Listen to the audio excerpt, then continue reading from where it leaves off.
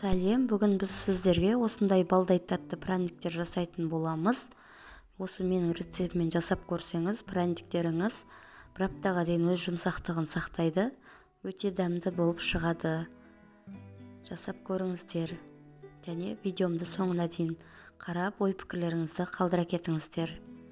Ең алдымен осылай бір кесе ұнды және құмшекерді саламыз. Біздегі ұн 200 грамм және шекер 350-400 грамм. Енді осының үстіне қайнап тұрған ып-ыстық сүтімізді құямыз және тез-тез араластырып аламыз.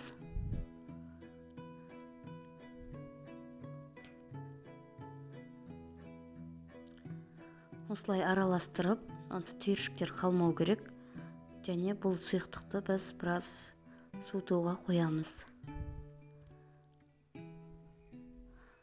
Бізде бір шама уақыт өтті, сұйықтығымыз суды.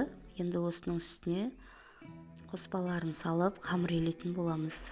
Ең алдымен 2 жұмыртқа салдым және 2 жұмыртқаның сарысын салдым. Ағын біз бөлек глазурға алып қаламыз.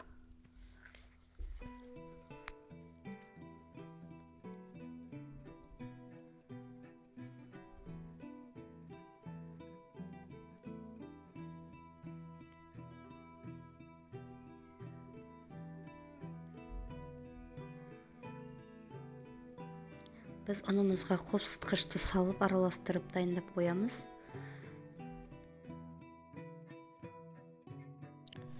Енді осының үстіне 100 грамм сұйық майымызды құйып, венчикпен бір араластырып аламыз.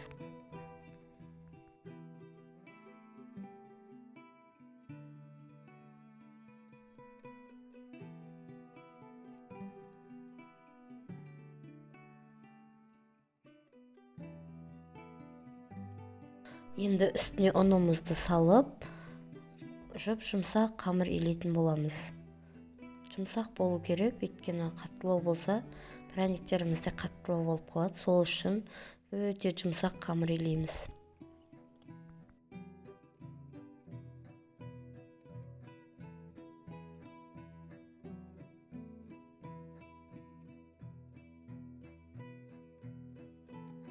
Міне қамырымызды илеп болдық. Енді біз 5-10 минутқа тұндырып қоямыз. Өте жұмсақ біліңіздер. Мен сәл ұнды көптеу салып жіберіппін. Негізі мен граммда өлшеп салмаймын. Көз мөлшерімен жасай беремін. Бізде қамырымыз шамалы көтерілді. Енді осыны бөліктерге бөліп жаятын боламыз.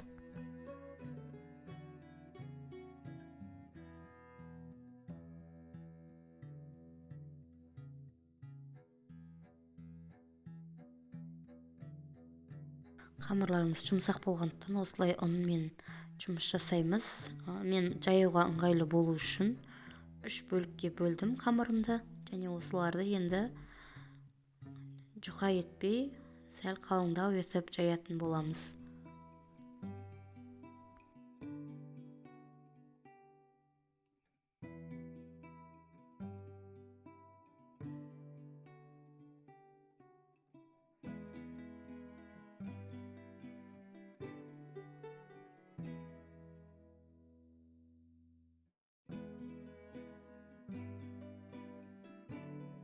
Қамырға қатты күш салудың керегі жоқ. Жайлап бассаңыздар өзі жұмсақ болғандықтан тез жайылады. Және осы қалыңдықта кесеміз енді. Арнайы осындай бокалмен болмаса, дөңгелек кәдімгі қалыптарыңыз болса, солармен кесіп беруге болады. Бәрін осылай дөңгелектеп кесіп шығамыз.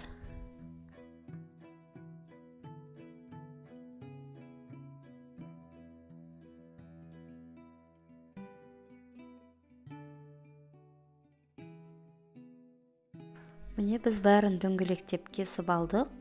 Енді артық қамырларын алып, дөңгелек қамырларымызды противенге салып бастаймыз. Және 5-10 минутқа көтерілуге қойсаңыздар да болады. Мен екінші қамырды да жаю көрсететін боламын.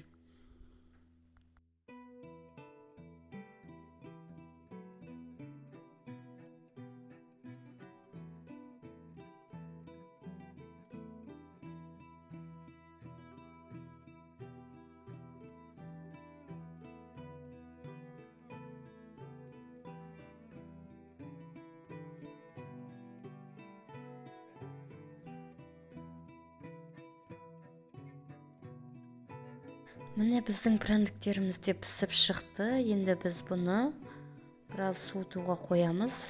Глазурды әбден суытып барып жағамыз. Пряниктеріміз өте әдемі болып шықты. Өте жұмсақ, дәмі де бәрі. Арасы да таза піскен.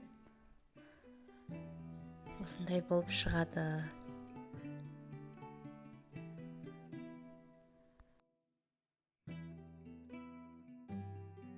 Біз енді осы пряниктер суығанша глазурын дайындайтын боламыз. 2 жұмыртқаның ағына осылай 1 кесе қант ұнтағын салып, аппақ болғанша араластырып аламыз.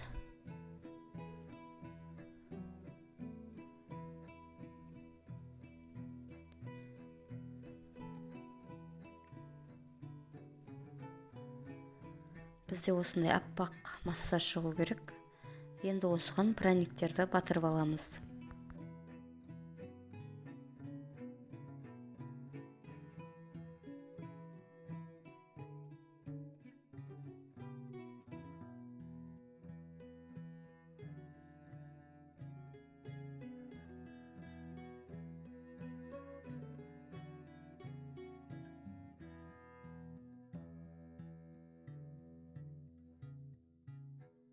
Негізі бұл бетіне жағатын глазурдың өзінің арнайы қоспасы болады. Оны жаққан кезде ыстықтай жақсаңыз тез қатып қалады. Менде ондай қоспа болмағандықтан осылай жұмыртқаның ағымен ұнтақты араластырып осылай жасадым. Бұл ұзақ уақытта қатады, кемінде бір 7-8 сағатта қатады. Бірақ қанша уақыт тұрса да бұл пряниктер өз жұмсақтығын ешқандай өзгертпейді. Сол қалпында қалады.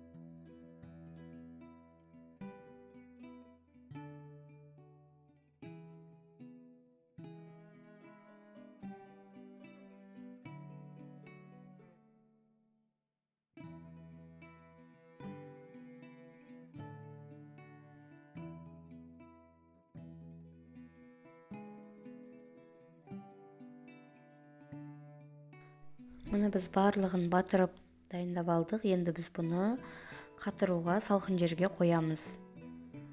Холодильникке салып қойсаңыздар да болады. Міне бізде 7-8 сағат өткенде қатты.